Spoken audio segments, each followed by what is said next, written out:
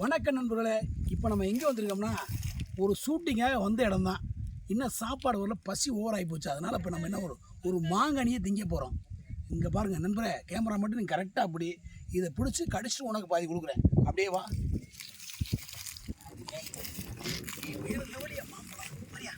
நல்லா ரோஸ் கலரில் நல்லா சாதனா உதடு மாதிரியே பல இருக்கியா?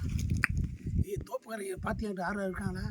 இல்லை யாருமே இல்லை. ஆமாம் சாமி, பிடிச்சேன்னா பின்னாடி வீங்கி போடுவீங்கி.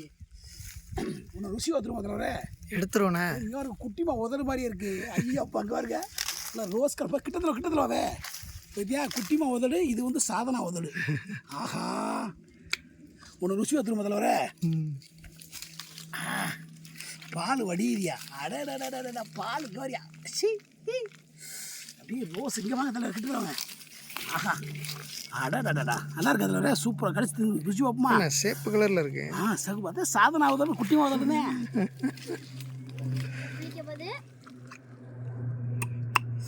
ஆஹா, புளிப்பு இனிப்பு சேர்ந்து அடடா சாதனா வை குட்டிமாவையும் கடிச்சது மாதிரி ஐயா, உதனை கடிச்சது மாதிரி ஐயா.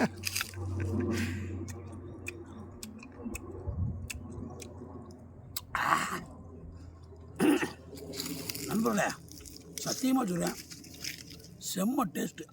களவாண்டு திங்கிறதுலையும் ஒரு ருசி இருக்குது வாரியா. இன்றைக்கி தான் நிதர்சனமாக நான் பார்த்துருக்கேன். ஆஹா, உனக்கு வேணுமா? எனக்கு வேணாண்ணே. கேமரா மட்டும் முடியும்.